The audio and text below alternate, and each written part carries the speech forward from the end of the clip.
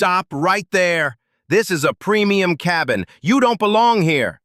Jenna Whitlow's voice sliced through the hum of the aircraft like a blade. Her hand was already out, palm flat, blocking the aisle. The cabin lights glared white against her polished badge. Aerolux Airways, Senior Flight Attendant. Darius Cole froze mid-step, boarding pass still in hand. "My seat's 8C," he said evenly. "Boarding scanner cleared me 30 seconds ago." Whitlow's eyes flicked over the paper but never slowed. "Not anymore. Operations override." She shifted her body sideways, sealing off the space. Behind him, another passenger murmured, "Just sit where you belong, man." The narrow aisle closed in. Overhead bins slammed. The recycled air felt suddenly thin. Darius lifted his chin slightly. "Then cite the policy that allows you to override a medical accommodation after boarding." Whitlow's smile thinned. "Sir, I'm not required to debate procedure." "Step back before I call security." Phones were out now, 3, maybe 4, angled discreetly toward the scene. The beep of the boarding scanner echoed again, sharp and hollow. Its display still showed ALX217/Seat 8C/Priority Mobility. A passenger in row 9 whispered, "He already scanned green." Another said, "She's not even looking at the pass." Whitlow gripped the headrest of 8C as if anchoring herself. "You people always think rules don't apply," she muttered under breath, but loud enough for the cabin to catch it. Darius didn't blink. "Before you touch me again," he said, voice calm and precise, "state your name and the authority you're using to remove me from a seat I paid for." For a moment, even the ventilation hush stopped, every ear waiting for her answer. Whitlow didn't answer. Instead, she snapped her fingers toward the rear. "I need assistance. Non-compliant passenger in the aisle." A younger attendant hustled forward, sealing off the path behind Darius like a closing gate. The aisle became a channel with no exit. Darius remained still. "My seat," he said quietly, "is 8C." "It was 8 degrees Celsius," Whitlow shot back. "Operational priority means revenue class passengers take precedence over discretionary travelers." Her eyes moved down his clothes, not meeting his eyes. "Stand aside before you delay this flight." A man in a blazer was ushered past Darius by the second attendant, guided gently toward row 8. "Thank you for your loyalty, Mr. Grayson," she said sweetly, placing his hand on the headrest of 8C as if crowning royalty. The cabin reacted in a wave of shifting faces. Some looked down, embarrassed to be complicit. Others stared openly, eyes sharp with judgment. One passenger whispered, "She just pulled his seat." Another muttered louder, "He should have booked right if he wanted respect." Darius held his ground. "You are taking a federally protected medical seat and reallocating it for profit." Whitlow reached toward his duffel without asking. "Then this bag needs to be gate-checked. You can collect it after landing." The duffel hit the floor when she tugged. Something thudded inside, heavy, wrapped, sacred. "Do not touch that," Darius said, still calm but firm. Whitlow straightened. "Final warning. Move or law enforcement will remove you for interfering with flight operations." Behind them, a passenger's phone screen came into view. Livestream chat ticking upward. 842 watching. 917. 1023. In row 9, someone said what everyone already felt. "Is this really happening right now?" "Stop recording or I'll have your device confiscated under crew authority," Whitlow snapped, pointing toward row 9. A passenger laughed out loud, not with humor but disbelief. "Confiscated? That's not even a thing," he muttered while continuing to film. 3 more phones lifted. One passenger angled hers high, capturing Whitlow, the reassigned passenger now seated in 8C, and Darius standing motionless in the aisle. From row 10, the journalist, Miles Ortega, stood halfway into the aisle, voice calm but carrying. "If you're seeing this," he said into his phone, "do not scroll. Do not look away. This is how a person disappears behind policy. Save this video now, before they erase it." Whitlow spun toward him. "Sit down immediately!" Miles didn't flinch. Under federal law, passengers have the right to record during incidents of potential civil rights violations. His Livestream viewer counter surged past 3,200. Over the PA, a sterile voice interrupted. "Cabin crew, prepare doors for departure." But the forward door remained wide open. The captain was watching through the crack in the cockpit door. Darius lifted his boarding pass one last time. "This is my assigned seat. If you intend to remove me, it must be under a documented statute. Say it clearly." Whitlow hesitated. The silence was heavier than shouting. Phones continued to rise, an army of witnesses. A ripple of restless energy moved through the cabin, growing, shifting, turning into momentum, not sympathy, not outrage, accountability. Somewhere near the front, a child whispered, a small voice in the tension-filled hush. "Why won't they let him sit?" The airport terminal buzzed with weekend traffic, but Darius barely registered the noise. He sat alone near gate C14, his carry-on at his feet, a single folded funeral program resting in his hand. His phone vibrated. Tanya's name glowed across the screen. "Are you boarding yet?" her voice asked, soft but tight around the edges. "They're still calling zones," Darius replied. He adjusted the program, revealing the printed name, Captain Elijah Porter. Tanya hesitated. "His mother keeps asking if you'll speak. She said you were the last person to hear his voice." Darius didn't immediately answer. Beyond the windows, the plane's tail reflected the gold of the setting sun. "I gave him my word," he said quietly. "The flag goes home with me. I place it myself." He reached down and touched the duffel by his leg, the same bag that once lay at Elijah's feet overseas. Inside it, carefully wrapped, was a folded flag and a brass nameplate. A boarding announcement crackled overhead. "Aerolux Airways Flight 217 to Atlanta is now in final boarding. Passengers requiring special seating or traveling with ceremonial items may pre-board at this time." Tanya's voice softened. "You sure you're okay doing this alone?" Darius stood, eyes fixed on the jet bridge. "I'm not doing it for me." He ended the call, slid the funeral program into his jacket, and stepped forward, carrying the weight of a promise no one else could fulfill. The TSA agent paused when Darius placed his military ID on the scanner. The machine chirped once, then displayed a line of text usually hidden from civilian view. The agent's posture straightened. "Major Cole," he said, voice shifting with immediate respect. "3rd Ranger Battalion, active status. Sir, thank you." Darius nodded once. "Just here to make a connection," he replied, his tone deliberately low, drawing no attention. But attention followed him anyway. As he moved through the terminal, whispers formed ripple currents in his wake, caught not by ego, but by the weight of the uniform he wasn't wearing. A digital billboard overhead displayed a recruitment ad with the Ranger insignia. He had once stood on that very poster. In the quiet boarding lounge, Sergeant Evan Pike approached with a standby ticket in his hand. His steps were heavier than his years. "Sir," Pike said, not with formality, but reverence. "If you hadn't dragged me behind that blasted wall in Helmand, I wouldn't be standing in this airport." Darius shook his head. "Elijah was the one who ordered us to fall back. He made that call." Pike's jaw clenched. "And paid for it." The duffel at Darius's feet bore the unit's insignia. Stitched beneath it were 4 ribbons and a single gold star. Tucked inside, unseen but present, were service medals and commendation bars not meant for display, yet every one documented in military registers. A notification buzzed on his phone. "Travel authorization, DOD active duty, medical seating required. Priority code, veteran, MOH. He silenced it, not because it was unimportant, but because his presence was never about rank. It was about remembrance.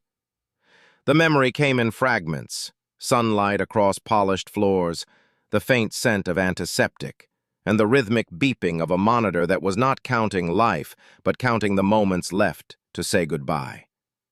Darius stood beside Elijah's bed at Walter Reed.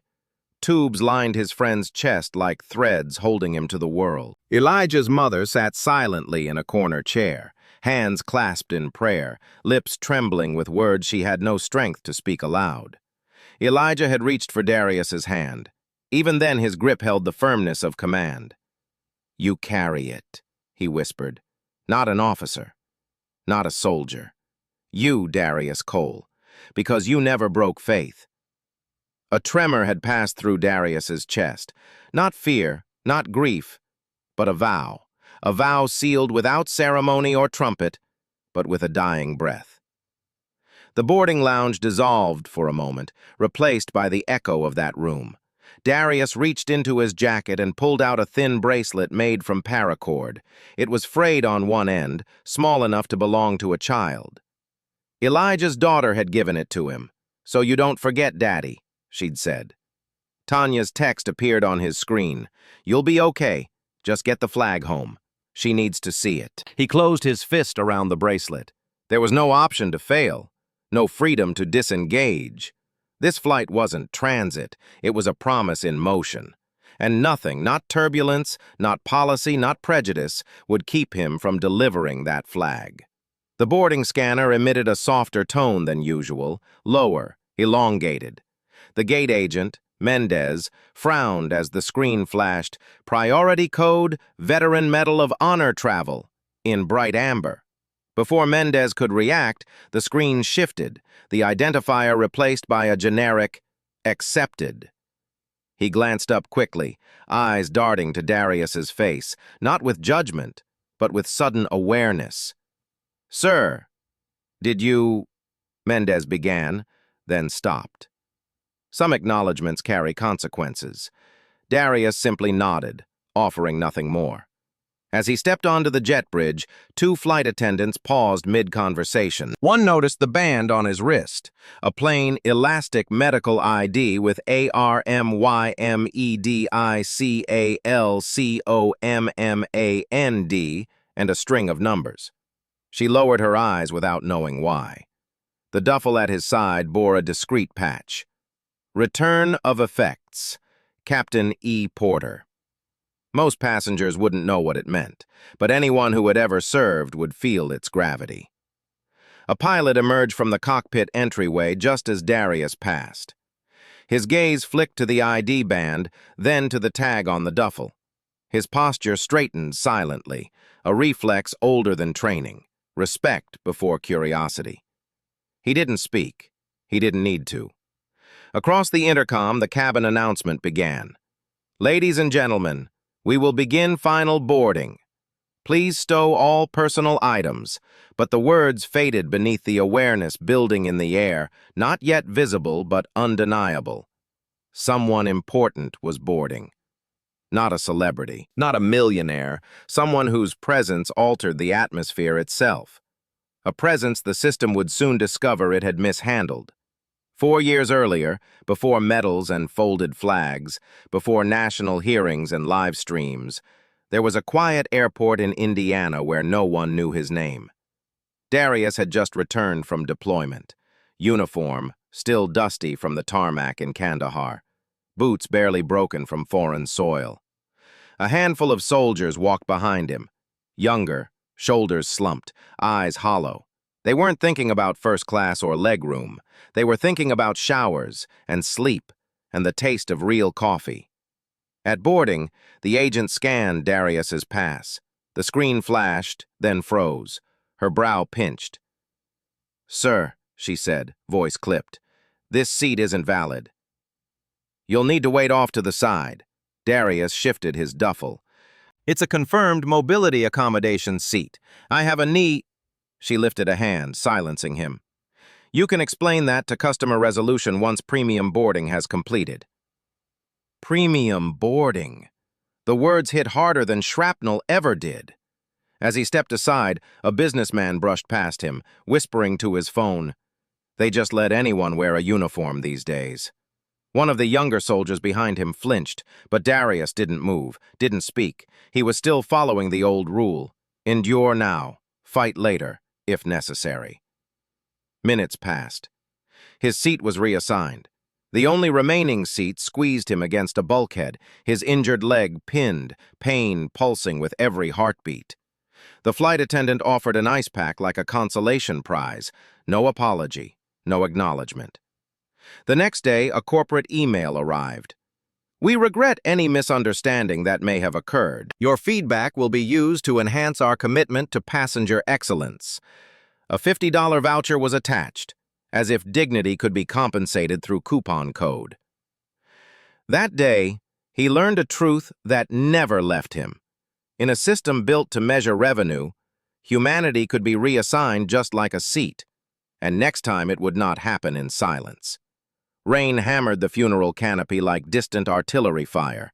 Rows of uniformed men stood in silence, boots sinking slowly into the wet ground. In the front row, Elijah Porter's mother clutched a folded flag to her chest, her grief too heavy for tears. Darius stood beside her, dress uniform pressed with absolute precision, though his spine ached beneath it. He held his salute long after the bugle ceased, long after everyone else lowered their hands, long after the world seemed to exhale its last ounce of reverence. When the crowd dispersed, Elijah's mother took a trembling step toward him. Her eyes, red, unblinking, searched his face. They praised my son while he was alive, she said, but they sent his body home in silence. They said his death was an operational loss. The words tasted like acid. Promise me you'll never let them make him invisible.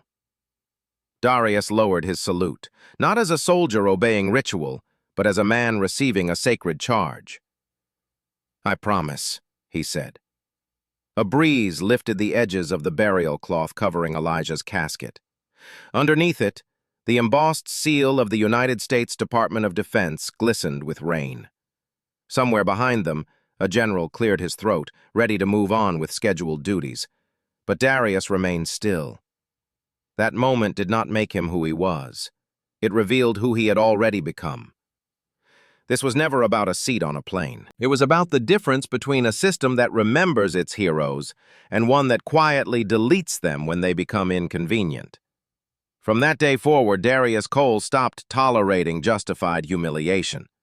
And on Flight 217, that vow was about to collide with policy. Cabin secure, Purser Carla Price announced as she stepped into the aisle. But her eyes weren't scanning Rose. They were fixed on Darius. Whitlow gestured sharply. He's refusing reassignment. Interference with crew instructions. The purser didn't question her. She switched instantly into enforcement mode. Sir, Aerolux policy permits reassignment for operational efficiency. You are required to comply. Darius remained completely still. Cite the clause number. She blinked. Excuse me? The exact policy and the timestamp of reassignment. Passengers shifted. Some leaned forward. Others discreetly started recording. Gate Agent Mendez entered from the front, tablet in hand. He avoided eye contact with Darius. Seat 8C was reassigned, due to high-priority fare status. Darius tilted his head. After I boarded? Mendez hesitated. His finger hovered over the tablet screen. A passenger across the aisle zoomed their phone camera in, capturing the reflection of the seat map. The purser's voice hardened. Your refusal is causing disruption. Interfering with flight operations is a federal offense. She turned to Mendez. Flag him. Mendez swallowed, tapping the screen. A notification beeped. CB note filed. Non-compliant/potential risk. The timestamp, 18:45:16, glowed beneath it. Entered minutes after Darius had boarded, not before. He never refused, a voice called from row 9. A woman with a laptop pointed toward the live stream. Everything is recorded. The purser looked back sharply. Authority threatened. Ma'am, sit down or be removed. The tension reached a breaking point, not loud but tight, pressurized. Darius lifted his boarding pass once more. "You're altering records while I stand here asking for policy transparency." Before anyone could respond, the jet bridge door clanged open. 2 airport police officers stepped in. One placed a hand on the bulkhead. The other fixed his eyes on Darius. Whitlow exhaled in relief.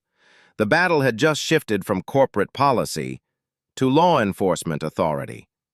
The first officer, badge-reading Sergeant Miller, stepped forward with a measured pace. "Sir," he said, voice neutral, "you are being instructed to comply with crew directives. Refusal could result in removal." Darius didn't move. "I am asking for the governing regulation authorizing seat reassignment of a documented medical accommodation after boarding clearance." Whitlow interjected before the officer could respond. "He's becoming agitated." He tried to block me from accessing the premium cabin. Gasps rippled through the aisle. The Livestream chat count flickered above 9,000. "I haven't moved," Darius replied, voice still low, steady. "She touched my property without consent." As if to punctuate the point, Whitlow reached again for the duffel. This time, her fingers curled around the handle. "This needs to be gate-checked," she snapped. "You don't get to keep special treatment when you—" The duffel didn't move. Darius's hand remained clasped over the top. "Inside this bag is a folded flag scheduled for ceremonial transfer under Department of Defense protocol." His voice cut through the stale cabin air. "And you are about to mishandle it on camera."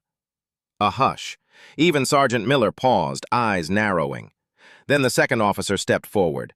"Ma'am," he said carefully to Whitlow, "let the item remain until clarification." Whitlow recoiled. "We don't have time for clarification. If he won't sit down, he will be removed." From 3 rows back, a passenger stood halfway into the aisle. "I just pulled up the airline's own website. It says medical assignments can't be overridden after acceptance unless the passenger voluntarily gives it up." The purser spun, face flushed. "Phones down now!" No one lowered their phone.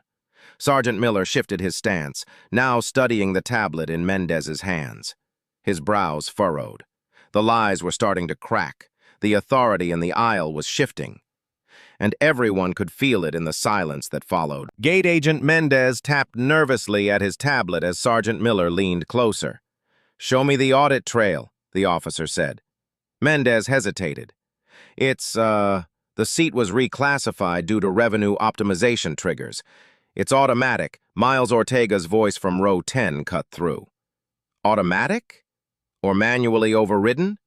"On file, there's a human ID associated with every reassignment." Mendez's finger slipped. The screen shifted, and the truth appeared in plain view.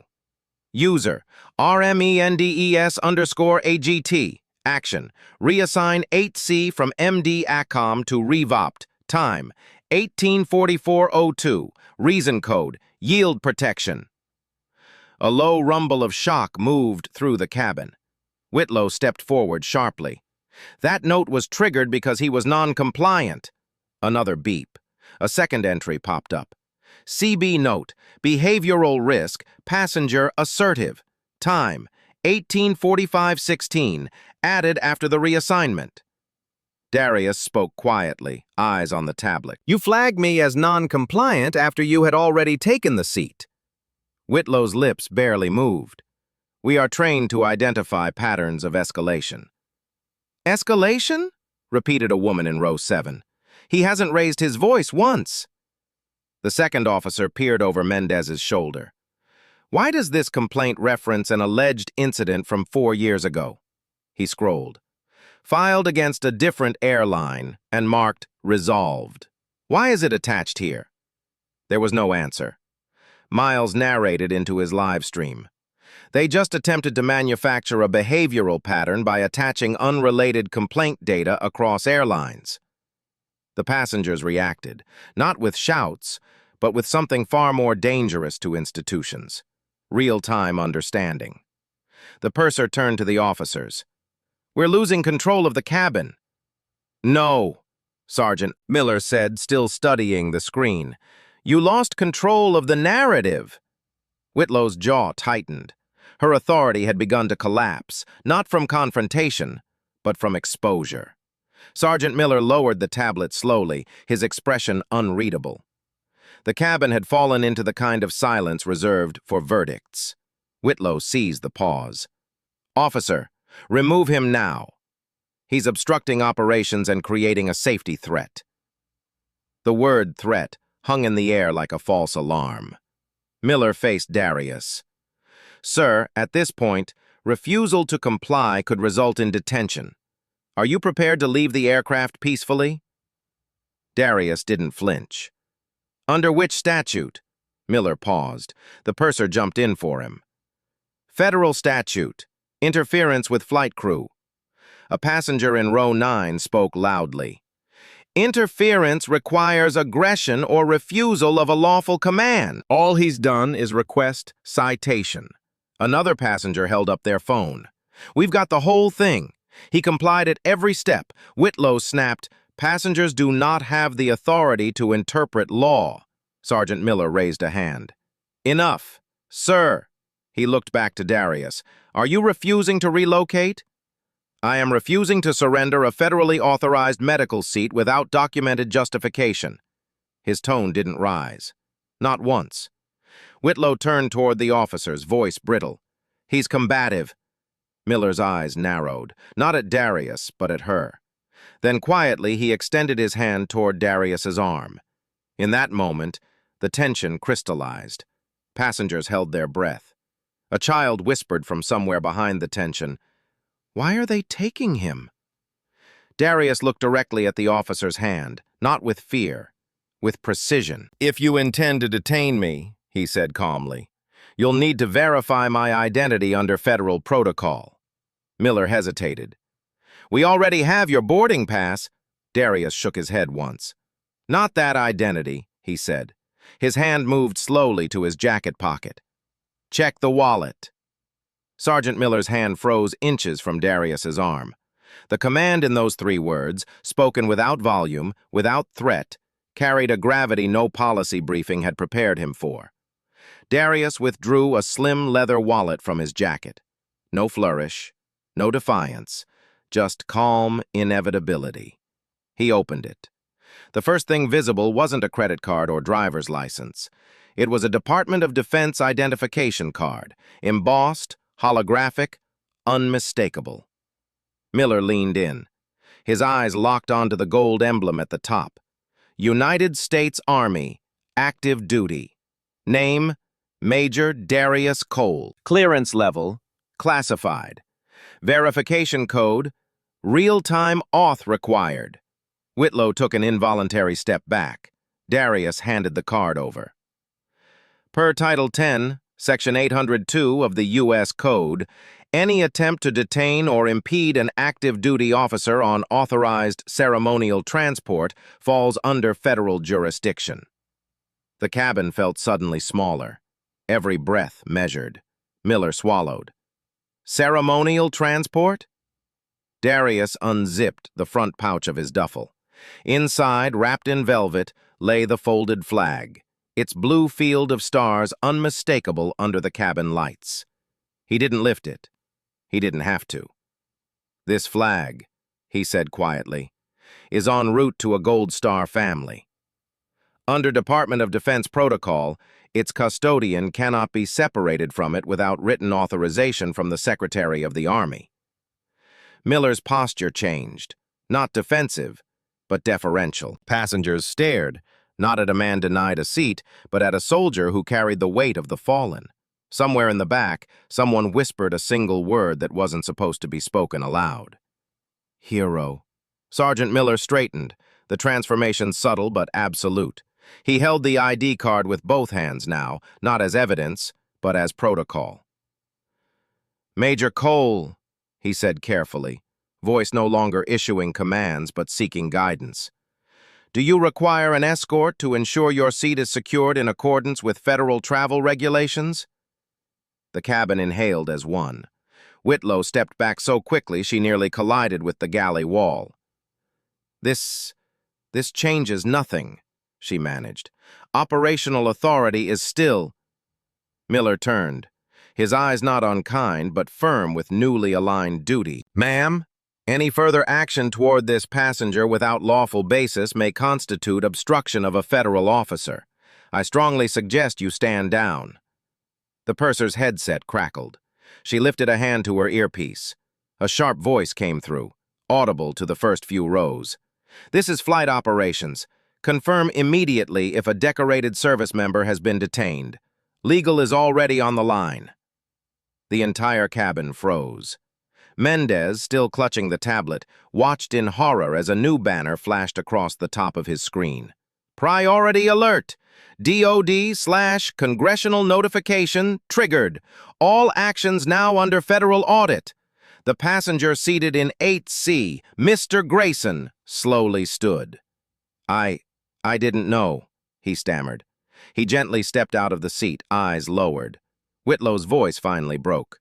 "Sir, I was only following." Darius looked at her, not with anger, with truth. "Following policy," he said calmly, "is not the same as understanding consequence." In row 10, Miles Ortega whispered into his phone, Livestream still climbing. They didn't just move the wrong man. They moved the wrong system. Within minutes of the reveal, the Livestream that began as a passenger curiosity had turned into a digital siren. Miles Ortega's voice was steady, composed, exactly the way a witness sounds before history changes.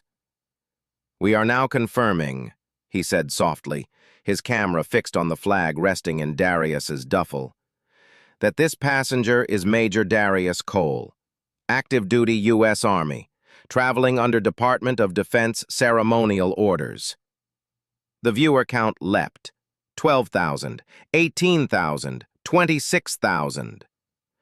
"This seat reassignment," Miles continued, "was not random, and it's not the first time Aerolux has been accused of reassigning mobility or military accommodation seats for higher-paying passengers." His free hand flicked across his tablet.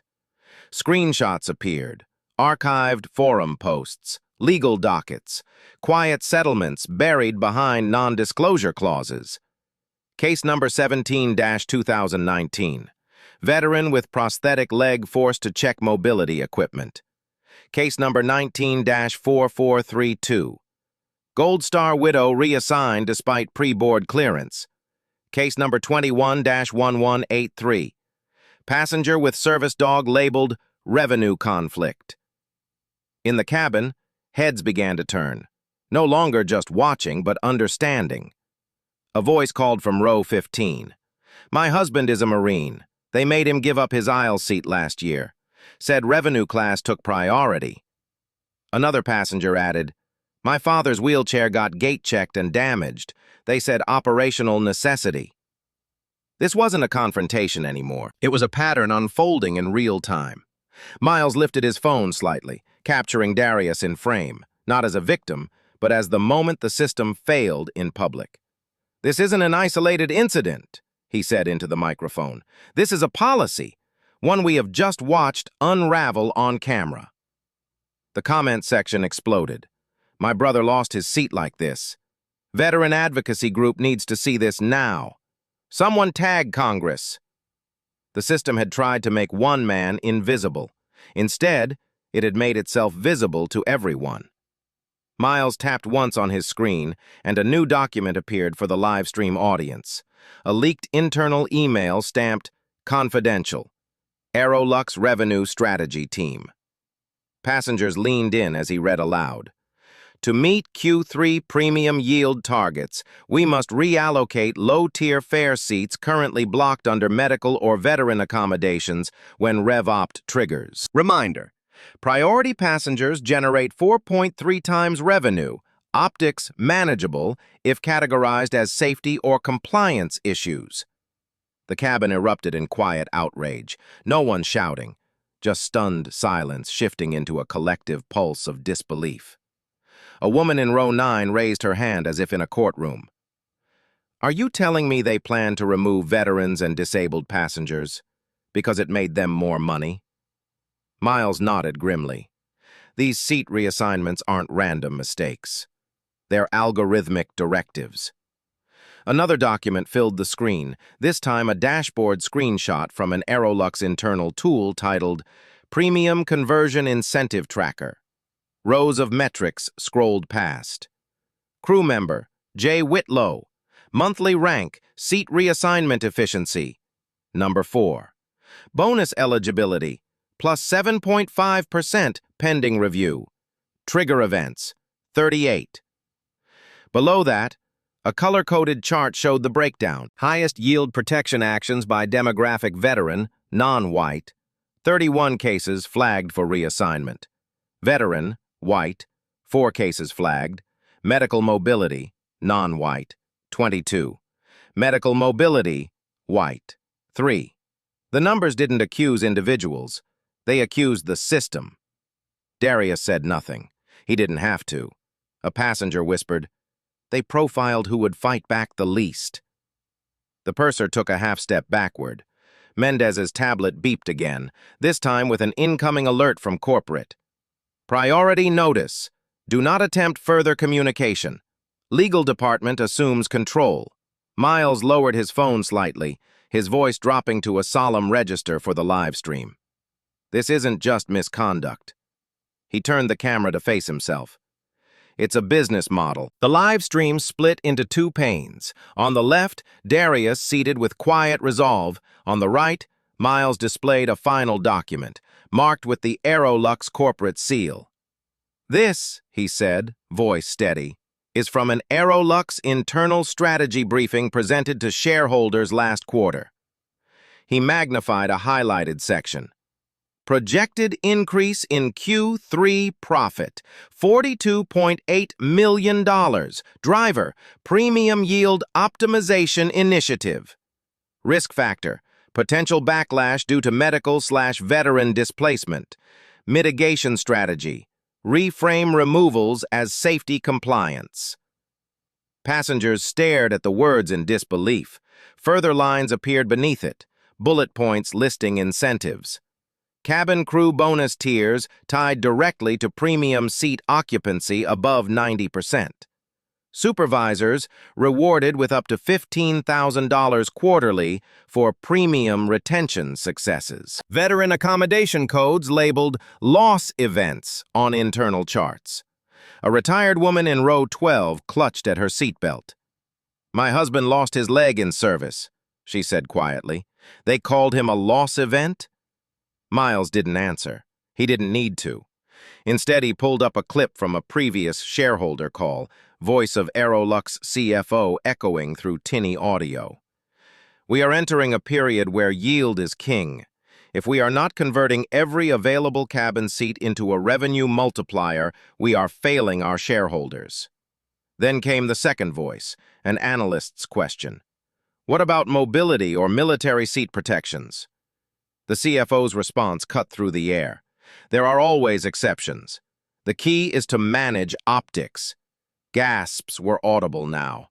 "In the aisle, Sergeant." Miller lowered his head, not in shame, but in recognition of something he'd long suspected about civilian infrastructure. Darius finally spoke, his voice quiet but unshakable. "When dignity becomes a line item," he said, "humanity becomes expendable." The camera stayed on him. The world was listening. Miles swiped to the next slide on his tablet, and the aircraft cabin transformed from a single location into the epicenter of a movement. The screen filled with headlines, screenshots, and faces, each one a story buried until now. Veteran with prosthetic forced to stand in aisle for entire flight. Airline cites operational necessity. Gold Star widow denied pre-boarding. You're not special because your husband died. Disabled passenger dragged from seat after requesting mobility accommodation. A hush fell over the passengers. This wasn't just happening to Darius. It had been happening for years. Row by row, passengers quietly turned on their phones, not to escape but to pull up their own accounts. A man in row 7 stood shakily. "That headline," he pointed, swallowing. "That was my brother." An elderly woman lifted her phone. "They broke my husband's mobility scooter." It cost more than the flight itself. The Livestream chat began scrolling too fast to read. That happened to my mom last month. We were told to stop filming or be blacklisted from the airline. They settled with me under NDA. I couldn't talk until now. Miles raised his voice just slightly, not yelling, but anchoring the moment. This is no longer an incident. It's a pattern, a profitable one. And Major Cole just exposed it on a flight that hasn't even left the ground. Viewers climbed. 38,000, 51,000, 73,000. Then came the turning point. On the screen behind Miles, a new notification appeared, this time not from a victim, it was from a newsroom. Breaking. House Transportation Committee calls emergency review of Aerolux accommodation policies. Federal oversight may be imminent. Passengers didn't cheer. They didn't clap. They simply looked at Darius, many for the first time, as not the center of a scandal, but the beginning of accountability. The next phase didn't begin in the cabin. It began on screens. Within an hour of the live stream going viral, Aerolux Cabin Crew Union Local 482 issued an official statement across every major news outlet. Our crew acted under established safety protocols when confronted with a passenger refusing direct instruction. Any suggestion of discrimination is unfounded and dangerous to aviation safety nationwide. Cable news picked it up like clockwork. On Channel 7, a studio host leaned forward, brow furrowed with manufactured gravity. We're learning that the passenger may have exhibited aggressive resistance, she said. Sources suggest crew were concerned for the safety of others. No source was named. A pre-recorded phone interview played. Union Representative Lydia Vaughn, voice steady and practiced. Our flight attendants face verbal abuse daily. This individual escalated the situation when asked to comply with a lawful instruction. Escalated. The same word that appeared in the fabricated cabin log. Back on the aircraft, a passenger gasped as she scrolled her phone. They're calling you a safety threat, she whispered to Darius. Miles Ortega lifted his camera from across the aisle and spoke directly to his viewers. Notice the framing. They're not denying the reassignment. They're reframing the response as aggression. That's deliberate. Darius watched quietly as another headline appeared. Air Hero or Air Menace. Sources divided on Major Cole incident. He didn't respond with anger. He didn't need to. The truth was already documented by 1,000 witnesses sitting 10 feet away. But this was no longer about what happened.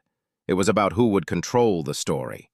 And the opening blows of institutional retaliation had just been struck. The fight had moved beyond the cabin, into corridors where no cameras were rolling. 3 hours after landing, Darius stepped off the jet bridge and immediately noticed the first sign. 2 TSA officers stood at the end of the terminal walkway, waiting. Not patrolling, waiting. Major Cole? One asked, though they already knew the answer. Random additional screening, the other announced. Passengers who had shared the flight with him paused mid-step, watching in disbelief. A man muttered, "That's the 3rd screening today." It's not random. Darius raised no objection as agents opened his bag. Inside, the folded flag caught the fluorescent light. The agents hesitated, hands briefly shaking. "We apologize, sir," one whispered. "We don't control these flags." But the intimidation had begun. By sunset, his sister Tanya called, voice cracking. "Darius, someone from Federal Civil Aviation Liaison contacted my office today. They asked if you've been showing signs of instability since deployment." He closed his eyes. That's a credibility strike. It felt like a warning. Then came the email. Subject: Notice of Preliminary Fitness Inquiry from Army Conduct Review Board. Content: A review has been initiated to determine if recent public behavior may impact active duty status. His phone buzzed again. Unknown caller ID. Restricted. He answered. A voice distorted slightly. "Major Cole." "For your career's sake, let this matter go. Heroes are remembered best when they stay silent." The line went dead. Darius didn't react outwardly. He simply reached into his pocket and closed his hand around the paracord bracelet Elijah's daughter had given him. They could surveil him, they could threaten him, but they had already made one mistake. They let the world see him first. By morning, the country had already chosen sides. On one channel, a veteran stood at a podium, American flag behind him. "Major Cole risked his life for this nation," he said. "If he can be stripped of dignity on a flight, what chance does an ordinary citizen have?" Cheers erupted from the audience, but across the feed a different voice emerged, a spokesperson from an airline lobbying group. "This narrative is being exaggerated. We must protect our crew from internet sensationalism. This major is exploiting his uniform for personal gain." That line spread quickly. Comments poured in. "He just wants a payout. Another entitled veteran playing the victim card. If he was really a hero, he wouldn't film it." The smear campaign escalated into open warfare. Then, another shift. A video response surfaced, posted by an 18-year-old Marine recruit holding her enlistment papers. "If they treat our heroes like this now," she said, eyes steady, "why would anyone sign up to serve?" Respect is not optional. Her video hit 2 million views in 3 hours. Meanwhile, Darius sat alone in his apartment. No uniform, no audience. Just the flag resting on the table beside him. His phone buzzed. Sergeant Pike. "They drafted you into a war nobody trained us for," Pike said. "But you're already winning." "They're panicking." Darius didn't speak. He looked at the flag, at the bracelet, at the empty chair across from him where Elijah once sat. Then he stood. Not as a passenger, not as a victim, but as a man with a mission. The world was no longer asking what happened on that plane. They were asking what he was about to do next. The House Transportation Oversight Chamber was silent as the clerk called the session to order. Cameras lined the rear wall. Every major network streamed live. Rows of veterans, airline executives, journalists, and civilians filled the gallery, some standing because no seats remained. Chairwoman Alana Greer adjusted her glasses and tapped the gavel once. "This committee is convened today to examine alleged violations of federal accommodation statutes by Aerolux Airways and its affiliates. Our first witness, Major Darius Cole, United States Army, active duty." Every head turned as Darius stepped forward to the witness table. He placed a single object before him, the folded flag of Captain Elijah Porter. Gasps fluttered across the room like a breeze through dry leaves. Darius raised his right hand as an oath administrator approached. "Do you swear to tell the truth, the whole truth, and nothing but the truth, under penalty of perjury?"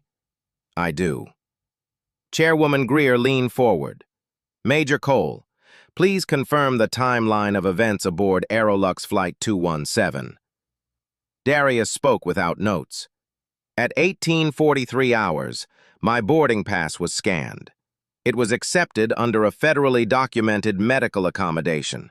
At 18:44, my seat was reassigned, manually, for revenue priority.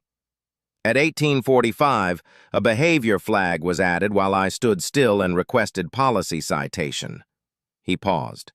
Let the silence do the work. Greer nodded. "Were you aggressive or non-compliant at any point?" "No, ma'am," Darius said, "and we have 8 separate passenger recordings confirming that." Across the table, Aerolux COO Bernard Keene shifted in his chair, sweat forming at his temples. The committee screens lit up with the passenger videos, playing simultaneously. No narration, no commentary. Just truth. Exposed. The room dimmed slightly as the screens flickered to a new display.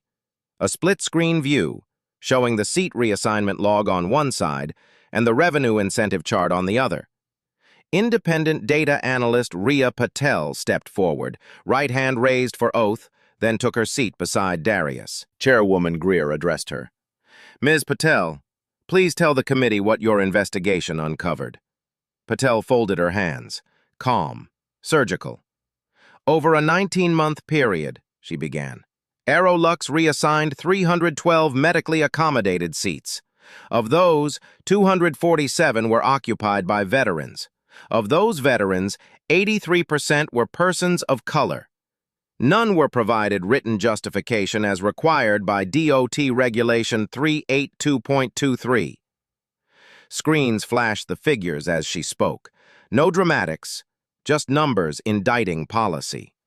Ranking Member Hale leaned forward. Were these reassignments performed for safety? Patel didn't blink. No, Senator. Our audit found 87% correlated directly to fair yield optimization triggers, not safety documentation. She tapped a key. Another screen lit up. An internal training slide titled Revenue Opportunity Events, with bullet points. Identify non-revenue priority passengers. Utilize compliance framing to mitigate conflict. Justification keywords: safety, agitation, operational need. A murmur rolled across the gallery. Chairwoman Greer turned to COO Keene. Mr. Keene, you denied any incentive structure in your opening statement. Are you prepared to correct that under oath? Keene glanced at his counsel. His jaw tightened. We use variable performance metrics to reward cabin efficiency. Patel tapped again. A final slide appeared. This one carried a red header. Confidential. Executive compensation projection. It showed a direct bonus payout tied to premium occupancy percent, minus accommodation loss events. Chairwoman Greer's voice sharpened. So you were paid more when mobility or veteran seats were removed? Keene exhaled, defeated. Yes. Gasps broke into restrained outrage across the room. Some stood without realizing it. Then, Chairwoman Greer turned to Darius. Major Cole, what was the cost of this policy to you personally? Darius rested a hand on the folded flag beside him. This flag, he said softly, belongs to a soldier who died so we could live under laws, not under profit incentives. The cost wasn't my seat. He lifted his eyes. It was our national honor. Silence fell so absolute it seemed to echo. The chamber was no longer divided. It was poised, like a scale tipping in real time. Chairwoman Greer lifted a packet of documents. We will now proceed with formal findings and immediate actions. A clerk distributed copies of the resolution. Every camera in the room zoomed in. Resolution 882B. Federal Enforcement and Emergency Reform Mandate. Referral of Aerolux Airways to the Department of Justice for civil rights violations and fraudulent accommodation practices. Imposition of an immediate suspension of unilateral seat reassignments for any protected passenger class. Creation of a federally monitored restitution fund for affected veterans and disabled passengers. Initiation of independent audits across all major carriers. Chairwoman Greer called for the vote. Those in favor? Hands rose, one after another. Unanimous. Motion passes. COO Bernard Keene stood abruptly. Madam Chair, I have a statement. She did not invite him to speak, but he spoke anyway, voice tight, shaking. Effective immediately, I resign my position at Aerolux Airways. Our processes did not reflect our values. His resignation letter slid across the table. In the gallery, someone hissed, "Too late." Across the aisle, Union Representative Lydia Vaughn stared straight ahead, lips pressed tight, knowing what would come next. Chairwoman Greer turned to the audience. This is not a symbolic gesture. This is federal law. This committee will not allow departments meant to serve the public to profit by erasing those who served this nation. Another clerk stepped forward, reading aloud. Pursuant to Section 41,705 of Title 49, the Department of Transportation is hereby authorized to issue emergency regulations designating mobility and military accommodation seats as federally protected designations. Violations subject to federal penalty. Then Greer looked directly at Darius. Major Cole, she said, her tone no longer formal but deeply personal. On behalf of this body and this country, we acknowledge not just what you endured, but what you refused to let remain hidden. Darius didn't respond with words. He simply placed his hand over the folded flag, and for the first time since he boarded Flight 217, he closed his eyes, not in relief, not in victory, but in reverence for the man whose memory had changed the course of aviation history. Change did not announce itself with applause.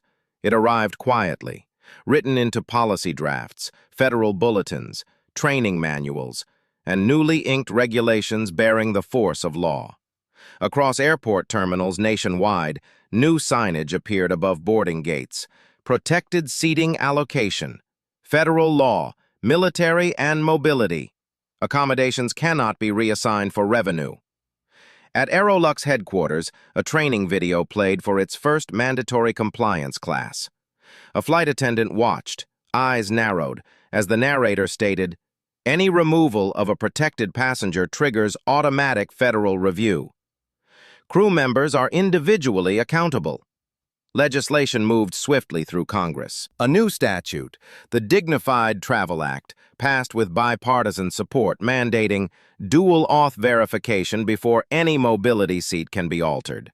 Body cam-style cabin recorders activated during disputes. Penalties up to $500,000 per violation.